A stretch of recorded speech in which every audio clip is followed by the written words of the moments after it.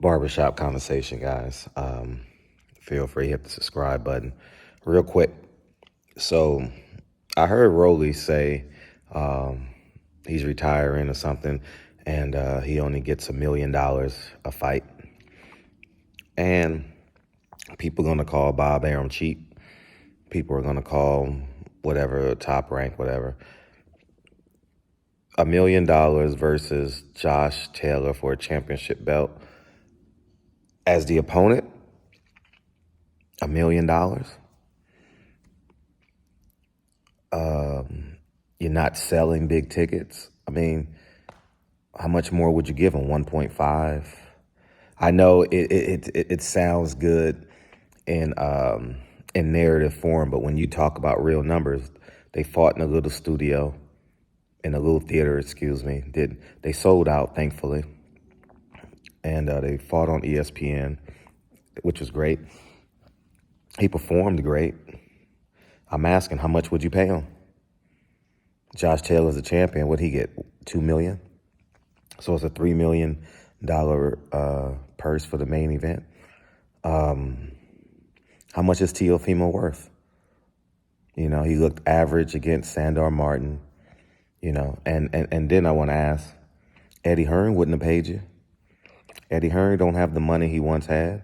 Eddie Hearn left America and left all his American fighters hanging. Shall we go through the list? The Olympic heavyweight, I'm drawing a blank on his name. He was a cruiserweight first, and now he's a heavyweight. He hasn't, Hunter? No, that's not his name. I forgot his name, but he hasn't fought, and he's basically done lost all his steam in boxing. Demetrius Andrade is gone. Devin Haney, fortunate enough, the war broke out in Ukraine. If it wasn't for the war breaking out in Ukraine, Devin Haney's career would be in peril, you know, from that perspective. And then you look at Golden Boy. Golden Boy can't even afford to put on $1 million purses. We just going through the list. We just going through the list of what the market value is. I haven't seen $1 million fighter outside of Ryan Garcia. You know, Canelo's long gone on Golden Boy in a long time. Who's $1 million fighter on Golden Boy? And then you look at PBC, they gonna put you on ice. You know, they only gonna let you fight once a year, and it's not gonna be for $1 million. You know, and it's gonna be a whole lot of IOUs. So when you put things in perspective and you just look at it in this literal form, I probably would have, I mean, if you think about Tio and what he's done, I mean, 1.5 would be cool.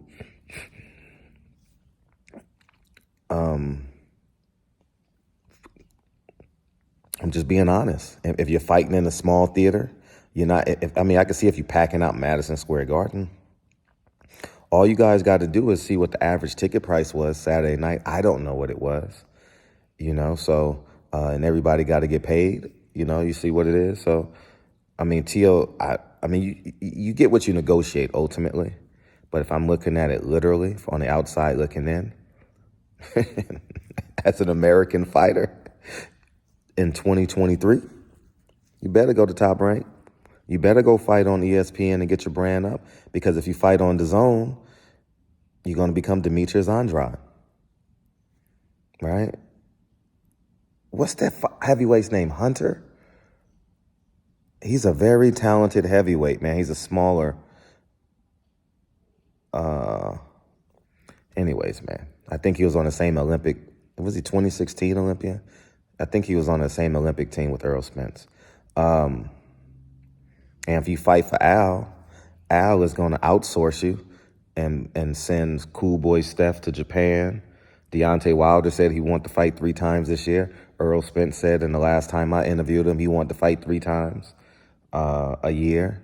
I need to put all these clips together. So when you talk about everybody's going to complain, I'm only getting $1 million. And I do believe Bob Arum has it in for Teofimo's dad. I do. Don't get me wrong. I do believe it. And he's going to squeeze him as much as he can. And that's just the reality of the beast.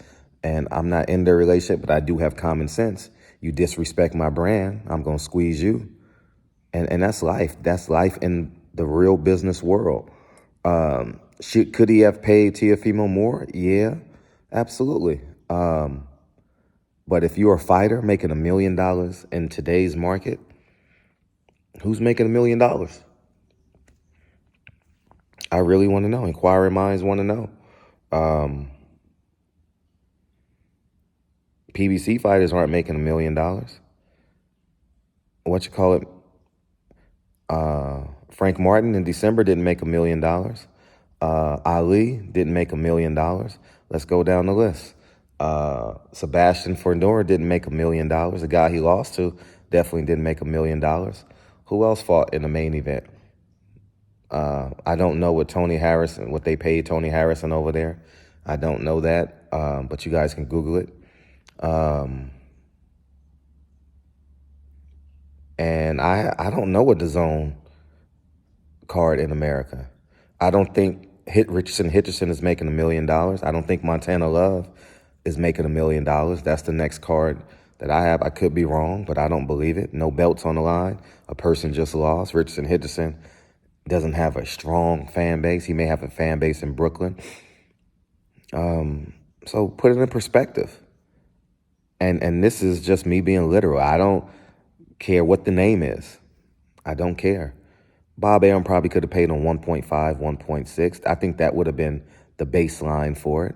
You know, former unified, undefeated 135-pound champion. Some may say undisputed, versus the undisputed champion. He lost his belts because he didn't want to pay. I mean, he gave up his belts because he didn't want to pay, which I found genius. So that's where I'm at from a literal perspective. I know there's a narrative. There will be a narrative. Bob Arum is cheap. Yes, Bob Arum is cheap. You know what I mean? And being cheap, you stay in business, right? Being frugal, being disciplined. He's been in business for 50 or 60 years. Everybody else is taking their turns, going broke. Look at PBC now. Can't even afford their fighters. Eddie Hearns said he had $1 billion. He was going to take over the business of boxing. He gave up his entire USA platoon. You know, now he's going the cheap route. I mean, he's not the cheap route, but he's going the younger fighter route, which ultimately is the cheaper route. And hopefully you build them up like Diego Pacheco, like the Raymond Ford kid. You know, and so is Oscar De La Hoya with Floyd Austin. What's his name? Money Floyd Austin, something like that. So there you have it. Here's the literal. This is the literal, and take it where you want. Bob Arum is cheap, yes. He's the most financially efficient promoter out there. Y'all can argue and fall on the BLM train and fall on the Mexican Lives Matter train. Is your choice, but the dollars are the dollars.